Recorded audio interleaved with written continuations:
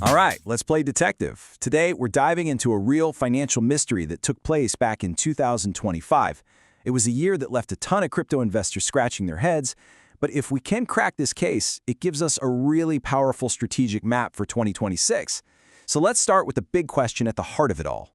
So here it is, the central puzzle. In 2025, it felt like pretty much every other major asset was shooting for the moon. Stocks, commodities, you name it. And yet, crypto was just stuck in the mud. It went against everything people expected. So what in the world was actually going on? And I mean, just look at these numbers. It shows you exactly how wild the difference was. You had silver exploding by 150%, gold putting up a 70% rally, and then there's crypto, down 10%. This wasn't just a little bit of underperformance. It was a total break from what was happening in pretty much every other market.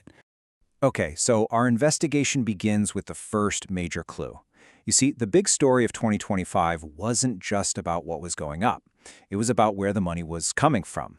And the answer is that a huge, and I mean huge, amount of global capital was pulling up stakes and moving out of the United States, searching for a new place to land. So you might be asking, why the big exit? Well, it was kinda a perfect storm of factors. For starters, the US dollar itself got weaker, dropping almost 10%.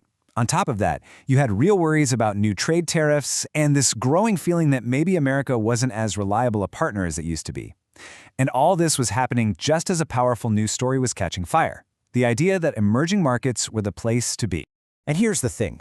While this shift felt really sudden in 2025, it's actually part of a much bigger, almost predictable cycle. We've seen these periods before, where international stocks just take over. The big takeaway here is that in 2025, that cycle came roaring back with a strength we haven't seen in more than 20 years. Now, to understand where all that money went next, we need to talk about a really key idea, the risk spectrum. Just picture a ladder. Way down at the bottom, you have super safe stuff, like government bonds. As you climb up, things get riskier, tech stocks, and then way at the top, you get to things like penny stocks. When investors are feeling good about the world, they start climbing that ladder, looking for bigger and bigger returns. Okay, this is the absolute key to the whole mystery. In the past, when investors got more confident, their money would usually flow from big US stocks into riskier things at home, like smaller US companies and, yep, you guessed it, crypto. But in 2025, that capital took a major detour. Instead of making its usual trip into crypto, it hopped on a plane and flew overseas, into international stocks and commodities. And this detour, it explains everything. It leads us to the next big question in our investigation. What are the consequences when all of this money, all this risk-seeking capital, starts pouring into markets outside of the US? Well, the effects were absolutely massive. To put a real number on it, check this out. The Polish stock market was up a mind-blowing 45% in 2025 alone. This wasn't just a small bump. It was a full-on boom, all thanks to that wave of international money looking for a new home. And Poland was just one example. You saw similar stories playing out all over the world. And this creates this incredible ripple effect. Think about it. When local stock markets in places like Poland or Germany see these massive gains, it changes the mindset of local investors. Suddenly, they've made a lot of money, they're feeling confident, and they start looking further up that risk ladder we talked about, searching for their own next big thing.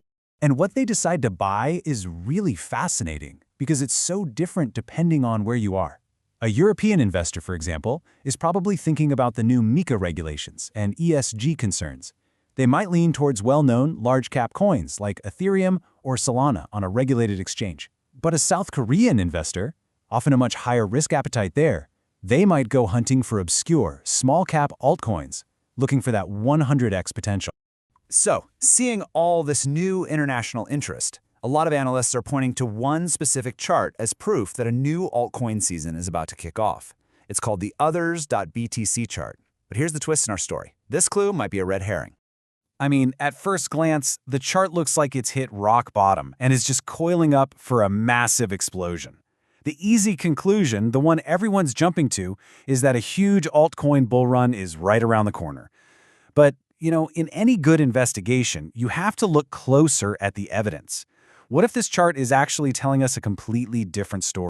And here it is, the big reveal. When you actually break open that others category and see what's inside, it's not just a bunch of small altcoins.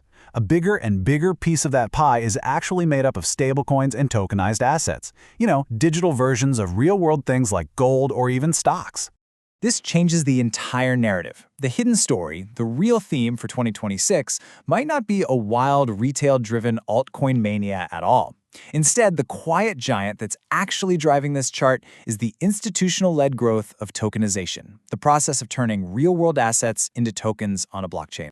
So what does this all mean for your strategy in 2026? Well, it suggests the smart play might be to focus on the rails that this tokenization trend runs on. Ethereum is obviously huge here, since it's the main platform for all these new assets. Then you have stablecoins, though you have to keep an eye on the risk of the US dollar. And of course, there are the tokenized assets themselves, where your risk is really just tied to whatever the underlying asset is, like the price of gold.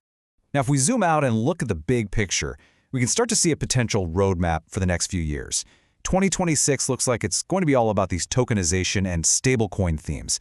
Then, as we get into 2027 and 2028, we could finally start to see all that international money that took a detour in 2025 begin to find its way into the broader crypto market. And the grand finale? That could come at the end of the decade, when those international markets peak, potentially unleashing a tidal wave of cash right into crypto.